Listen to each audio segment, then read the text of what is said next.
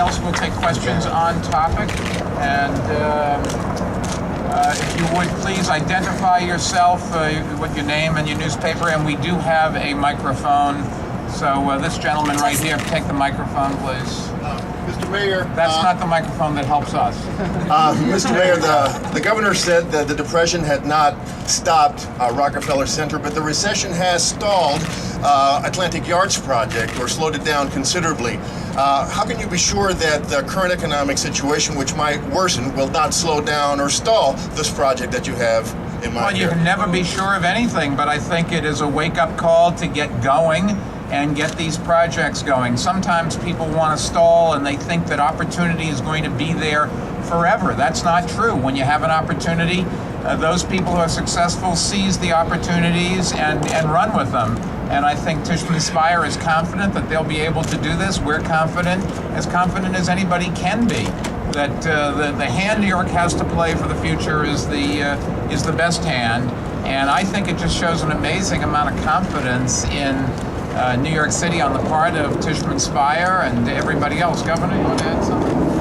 Well, the reason I spoke of Rockefeller Center is just to point out that in 1939, some of the same economic conditions were facing those foresighted people who fought and suffered but went ahead. And we were just saying that the great proposal that was issued by Tishman Speyer we thought was very much like that, and that's probably why the board of directors of the MTA selected them.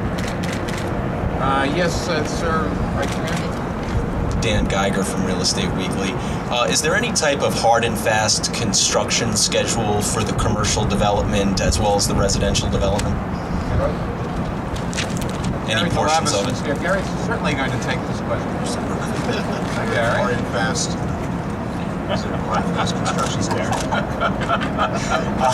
I'm sorry. With respect to the question of the hard and fast construction schedule, the financial terms of the deal, which have been negotiated in great detail over the last several days, actually set up a schedule of payments, the economic pressure of which, of course, not to be rude to our friends from the Speyer family, the economic pressure of which will compel development. And we're very confident, both because they are such fantastic developers, but also because of the economic pressure, that they will advance this project along the lines of their original proposal, which would suggest that they very soon put a shovel in the ground and commence the development. Would Gary or Rob comment on that?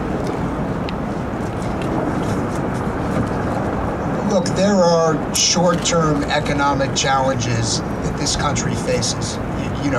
Of course, you'd have to have your head buried in the sand not to be aware of that. But this is a resilient city. It's the greatest city in the world to own real estate in, and we are very confident that over time, this is going to be an extraordinary place. It's humbling to hear the Rockefeller Center analogy, because what the Rockefellers did before and since is without precedent. But we're very confident we're going to do something here that in its own way is going to be spectacular. Do you intend to build piece by piece, platform by platform for the individual commercial developments? On the east platform, we will complete the platform in whole. And in the west platform, that's something that we will study and determine over time. Other questions? Yes, right back there. Thanks. You identify yourself, please. Alec Applebaum, Architectural Record. How does today's deal and its terms affect the dynamics and negotiations on Moynihan Station? And for the Speyers, it would be great if you could talk a little bit about what makes you so confident that this deal looks profitable, even with Moynihan Station a big question mark at this time. Well, we're happy about the infusion of resources into MTA capital budget, which might not be a direct relationship, but it certainly upgrades the whole process. But I don't know that it really will necessarily affect the negotiations.